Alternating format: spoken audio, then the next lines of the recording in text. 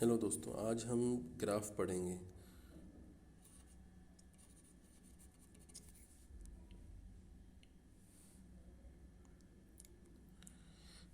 Graph जो है ये डेटा स्ट्रक्चर है। डेटा स्ट्रक्चर में जैसे डेटा जो स्टोर करते हैं हम मेमोरी में, उसका जो तरीका होता है, जिस तरीके से हम डेटा स्टोर करते हैं उसको डेटा स्ट्रक्चर कहते हैं। उसमें एक डेटा स्ट्रक्चर है, वो है ग्राफ।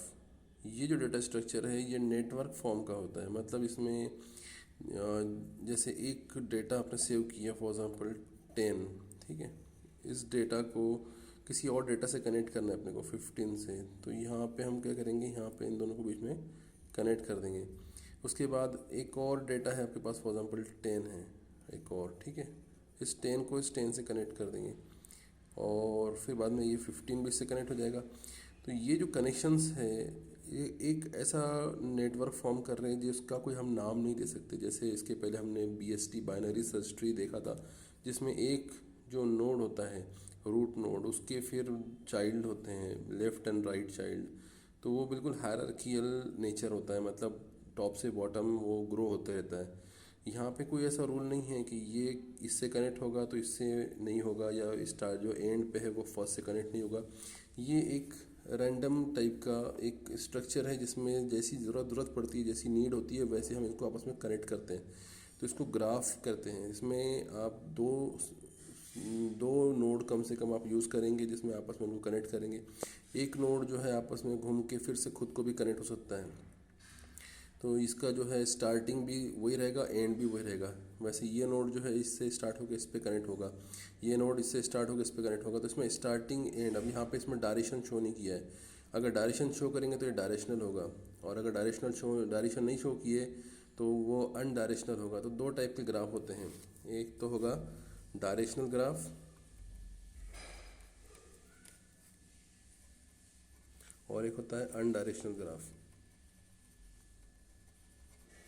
डायरेक्शनल ग्राफ वो होता है जैसे ग्राफ के अंदर अगर आपने मार्क कर दिया ये, तो इसमें स्टार्टिंग हमेशा यहाँ से होंगी, एंड यहाँ से नहीं। ट्रैवर्सल जब भी होगा तो 10 से 15 हो सकेगा, 15 से 10 की तरफ ट्रैवर्स नहीं कर पाएंगे।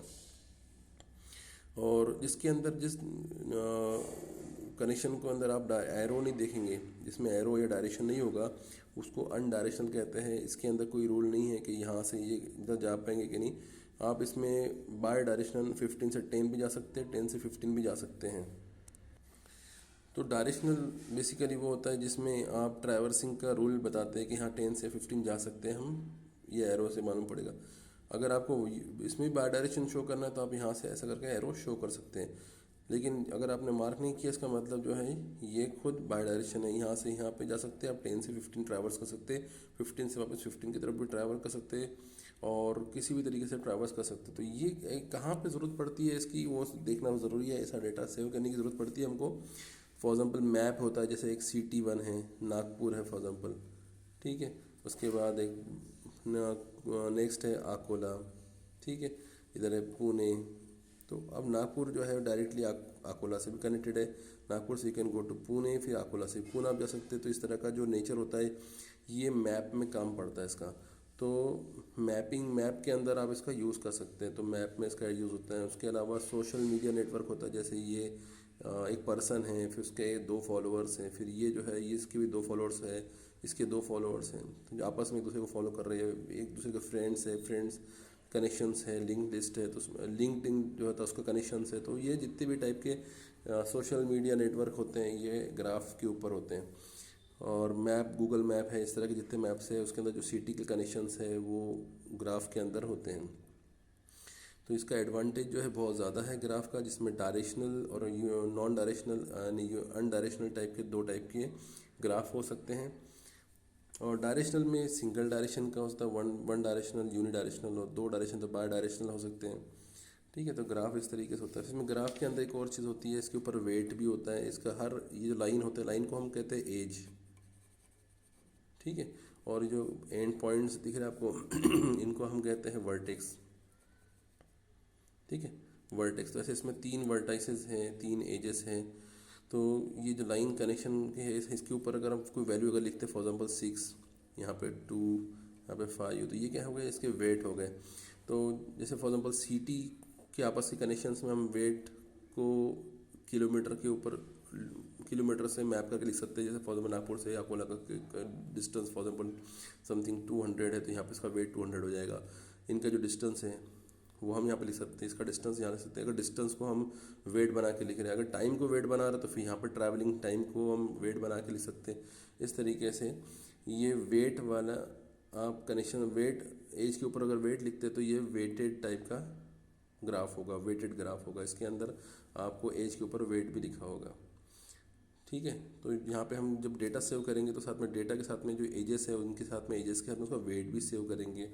तो ये हो गया वेटेड टाइप का ग्राफ। तो ग्राफ के बेसिकली दो टाइप्स होते हैं, डायरेक्शनल ग्राफ होता है और अनडायरेक्शनल। डायरेक्शनल ग्राफ होता है जिसके अंदर एरो से हम डायरेक्शन शो करते हैं, जिसमें डायरेक्शन हम ट्रैवर्सिंग का शो करते हैं कि यहाँ से आप ट्रैवर्स करके इधर जा सकते हैं। और जैसे इसको अगर मैंने मार्क कर दिया है इस डायरेक्शन में, तो आप इसको यहाँ 15 से 10 ट्रैवर्स कर पाएंगे, 10 से 15 आप ट्रैवर्स नहीं कर सकते, ठीक है। और अगर मार्क नहीं किया इसका मतलब आप कहीं से भी किधर ट्रैवर्स कर पाएंगे। तो डायरेक्शनल ग्राफ होगा, अनडायरेक्शनल ग्राफ होगा। उसके ग्राफ के अंदर अगर वेट है तो ये वेटेड ग्राफ होगा। इसमें दो एंड पॉइंट्स यानी वर्टेक्स को जो कनेक्ट करती है लाइन कनेक्शन जो होगा उसको एज कहते हैं। ऐसे एजेस कितनी हो सकती है यहाँ पे अगर देखेंगे तो यहाँ पे ये 2 एज हो गए, ये तीसरा एज है, चौथा, पाँचवा, 5 एजेस है इसके अंदर। अगर इसमें वेट लिखा है हर एज के ऊपर एक ही बार आप वेट लिख पाएंगे, तो ये वेटेड ग्राफ होगा। अगर इसमें वेट नहीं है तो नॉन वेटेड ग्राफ होगा, ठीक है। ये बेसिक था ग्राफ का। इसके बाद हम नेक्स्ट वीडियो में इसके और ट्रैवर्सिंग के मेथड्स पढ़ेंगे।